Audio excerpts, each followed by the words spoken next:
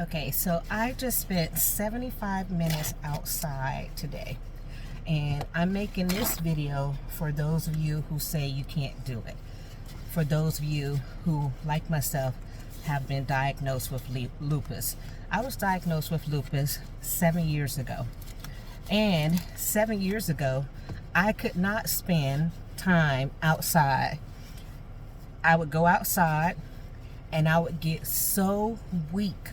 I would literally just not be able to make it. I would go to the store. For other reasons, I would have to ride in a little scooter at the store, in addition to the problems with my legs. But actually going outside in the sun was a no-go for me. So 7 years ago, in the process of everything, I eventually just started going back outside, because you guys know, in my training as a natural health and healing practitioner, I know and learned the value of the sun. Of course, you guys know I'm a scientist, a clinical laboratory scientist, and in my training with testing and hormone testing and vitamin testing and electrolyte testing and different analytes within the body testing, I know the importance of vitamin D for your body.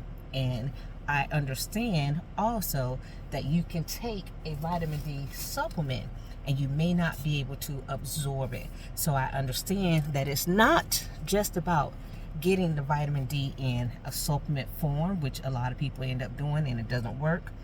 It is the complete experience of going outside that helps your body, and it starts to help your systems work better. And for those of you who say, oh, well, if I go outside, I'm going to get weak. Yeah, you are. Right now, you are going to be weak. But a year from now, you will not get weak, right? It is about consistency. So I tell my clients, go outside for 15 minutes. And this is all things that when I was young in my life, in the shamanic world, going outside was part of life, was part of what you did. Everything was in nature, and healing was in nature, and healing is in nature. So if you can go outside for 15 minutes, it would be nice if you could go outside for 15 minutes every day. However, you may not find the energy to go outside for 15 minutes every day. My challenge to you is to go outside for 15 minutes one time a week. That's it. Just put that on your habit list, your tracker of what you're going to do. See, I have such a thing. See, I have this little book that I carry around with me, and in it I have goals and things that I'm going to do, right? So what you can do is put down for yourself, write it down, bring it from here to here, there, right? So it becomes something that is physical. It's not a thought, it is reality, right? Thoughts can be fleeting and not necessarily be real for you, but put it into reality. So write it down. I'm going to go outside for 15 minutes. Now you say, do you have to walk for 15 minutes? No.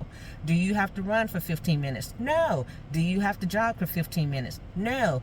I just need for you to go outside and sit for 15 minutes in the sun, under the tree, in the shade. I know some of you are like me, you live in the South. Right now I'm in Georgia, but you guys know Florida, right? Y'all know it gets hot. You know, we have a real conversation with the heat in Florida. But guess what? I've been to Virginia, North Carolina, South Carolina, Tennessee, now Savannah, Georgia, and I'm going to go some other places. And guess what? That conversation with the heat is still going on. So you might say it's too hot. Okay, on my phone, I have an app. It is the weather app. And what I do is I look at that app and I can see which days it is supposed to be the hottest. I can see which times it's supposed to be the hottest. And you can do that too. And you can take and look at, in this week, you know what? Wednesday is my best chance, because Wednesday is going to be partially cloudy. Today in Savannah, it is partially cloudy. And guess what else? It's supposed to be that way for the whole week coming up. And it's supposed to rain. Sometimes you can go outside after it has rained and just sit for 15 minutes. Now, those of you who are in Florida know that humidity starts kicking up, especially if you're in Miami. You know what I'm talking about. In Miami, after it rains, it gets hotter. However, the thing and the challenge that I need for you guys to understand is to actually go outside. Now, am I walking out here? Yeah, I'm walking out here because I'm moving my lymphatic system. I'm doing other things. I'm activating other systems while I'm out here in the heat. For you, you might not be at that point.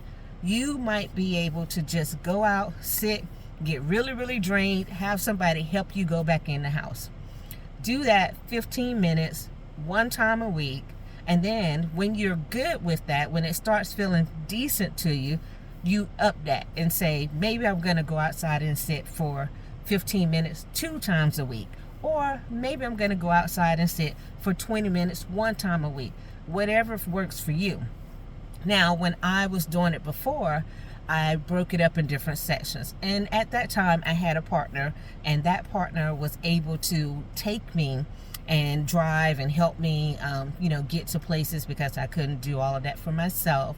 And they actually drove me, and I remember they took me out to a place, Cocoa Beach. And we went to Cocoa Beach. They took me on a little boat ride, and there was a canopy, so I sat under the canopy. But it was still, I was feeling the heat, and I was lying there feeling like I'm going to fall over into the water.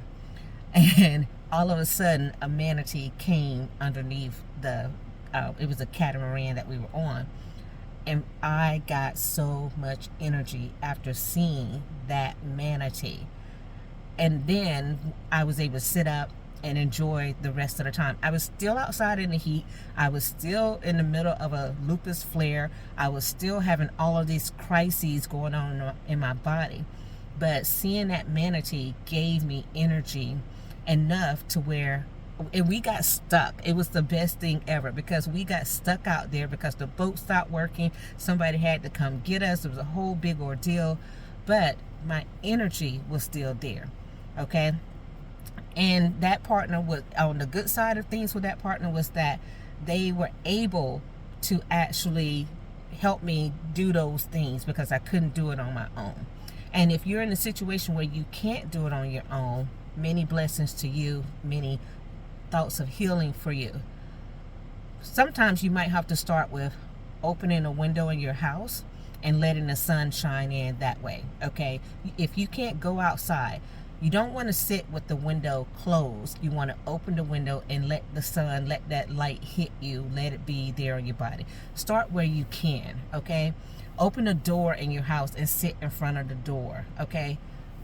You can make 1,000 excuses for why you can't do things, but the benefits of doing these things will become evident to you once you start doing them. And it will get you to a point to where you have to continue, because when you stop doing them, you will see that you have all of these other things coming back again.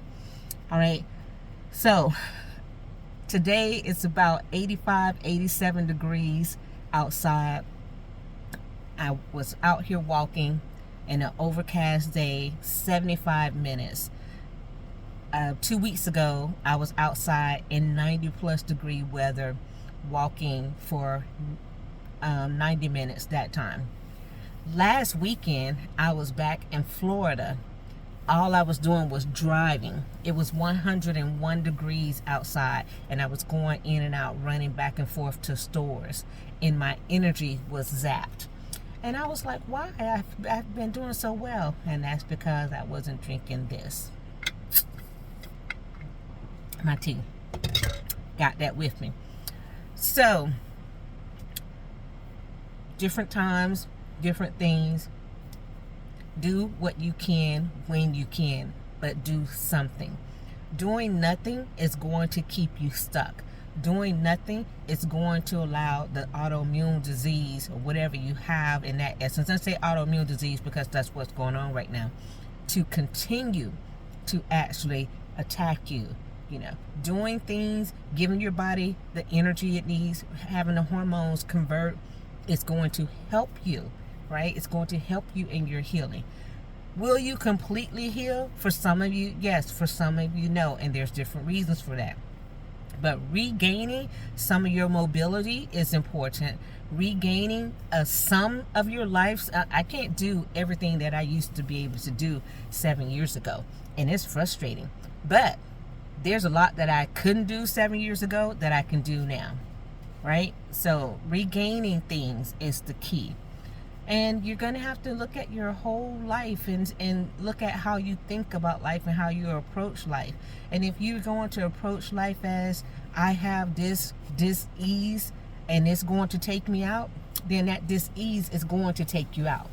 But if you look at life as, I have this and I'm not going to allow it to defeat me, then you can overcome, right? And that's what we're about, overcoming. All right, everybody, this video is about 10 minutes long. Hopefully some of you got something out of it. I hope you have an amazing day. Do the very best you can for your healing. All right, bye.